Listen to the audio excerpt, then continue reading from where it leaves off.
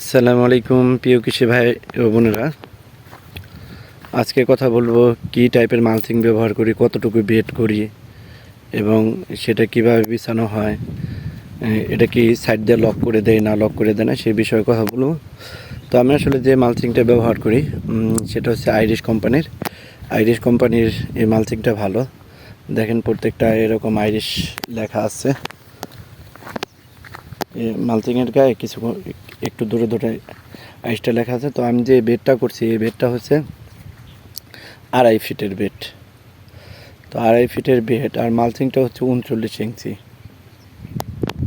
তো এই মালচিংটা আনছি হচ্ছে আবু কাউসার পিন্টু, ওনাদের উত্তরাতে অফিস আছে, মূলত হবিগঞ্জ ওনাদের গোডাউন। উনি একটু প্রাইসে কম রাখে।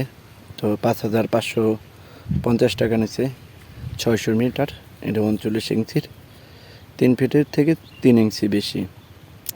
তো এই সাইডটা আসলে প্ল্যানিং হচ্ছে শশা দেব, শীতকালীন শশা, রমজান টার্গেট করে। এবং শশার গাছটা যখন অনেকটা হালকা একটু বড় হবে, 1-1.5 ফিট হবে, তারপরে এটা ফাঁকে ফাঁকে মালচিং দিয়ে দেব। এই যে করলা দিয়ে দেব।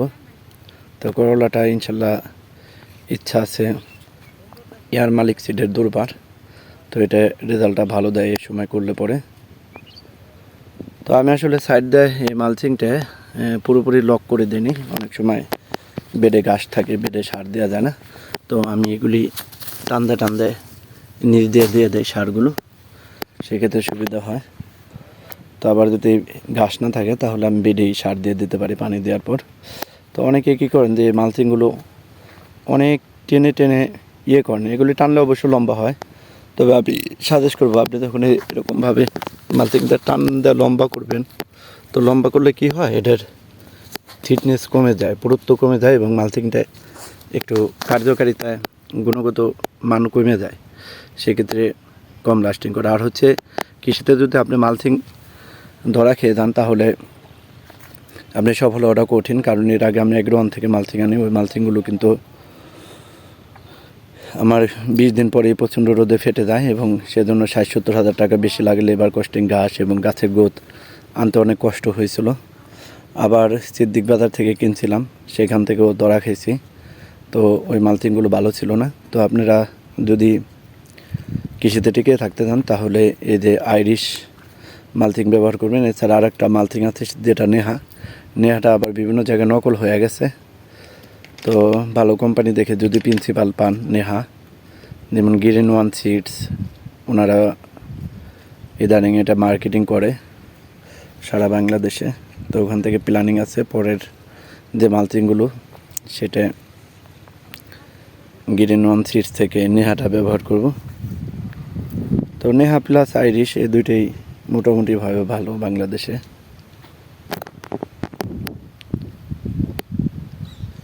তো অবশ্যই আবু কাউসার পিন্টু ভাইয়ের কাছ থেকে নিলে আমি ডিসক্রিপশন অবশ্য ওনার নাম্বারটা দিয়ে দেবো। কেউ লাগলে উনি মোটামুটি একটু কম রাখে অন্য অন্য কোম্পানি থেকে, একটু কমে পাবেন এই মালচিংগুলো কৃষকদের একটু নাগালের ভিতরেই। তো আমি যে তাতে শশাগুলো করব সেই শশাগুলো হচ্ছে জাদু এয়ার মালিক সিডের, তারপর হচ্ছে রূপাই, এটা মনে হয় প্লান্টেন এরকম একটা হবে। রূপাইটা ভালো ফলন দেয় শীতকালে। তারপর হচ্ছে হিমালয়, এটা গ্রিন সিডসের। তারপরে ইচ্ছা ছিল ইব্রাহিম বাইটটা করার, তো যেহেতু বীজের সংকট না সেজন্য করতে পারিনি।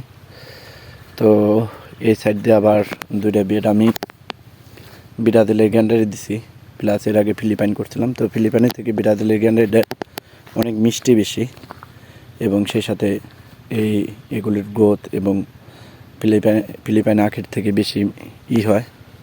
তো সামনে বছর বড় করে করার প্ল্যানিং আছে। তো এই টোটাল জমি হচ্ছে 13 বিঘা। তো যেটা করব এখানে হচ্ছে 3 বিঘা শশা করব, ওইদিকে শশার আর একটা প্লট আছে।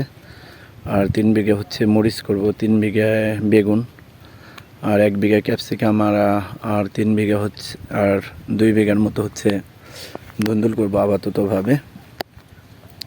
তো এই হচ্ছে প্ল্যানিং মোটামুটি। তো কিভাবে কি করতেছি সবই ভিডিওতে আসবে। তো আমি এই যে মালচিংয়ের ভিতর কিন্তু বেড করার আগে কিন্তু সমস্ত জৈব সার সহ সমস্ত রাসায়নিক সার ছিটাই দিছি এবং এখন পানি দিয়ে দেবো। পানি দেওয়ার পর 4-5 দিন রেখে, কারণ 4-5 দিন রাখতে হবে, কারণ সারটা মাটির সাথে ইউটিলাইজ হতে একটু সময় লাগে।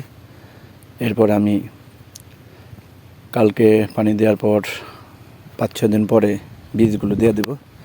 এবং আমি যেটা করি যে 1.5 ফিট পর পর বীজগুলো দেই। তো দেওয়ার পর শশার বীজ, তো যে শশার বীজগুলো বেশি হয় ওগুলি আবার সিডলিংটিতে দিয়ে রাখি, কারণ পুরোপুরি এই শীতকালে জার্মিনেশন হওয়াটাও কঠিন, বা কিছু চারা জার্মিনেশন হওয়ার পরও মারা যায়। এই জন্য বাড়তি চারা করে রাখতে হবে, কিছু বাড়তি চারা, এবং যেখানে চারাগুলো মারা যাবে ওখানে সিডলিংটি থেকে বসাই দেওয়া হবে। তো এবার যদি শুরু থেকে শেষ পর্যন্ত দেখাবো কীভাবে কাজগুলো করতেছি। তো যদি কোনো কৃষক এই কাজগুলো দেখে যে কীভাবে কী করতেছি, তাহলে তেমন একটা প্রশিক্ষণ লাগবে না। কী কী কীটনাশক দিই ছোটো সময় থেকে সব পুরোপুরি বিস্তারিত আসবে। এবং এটা মাঝখানে ফাঁকাটা 2.5 থেকে 3 ফিটের মতো হবে প্রায়, এরকম আর কি গ্যাপে গ্যাপে বেড করছি।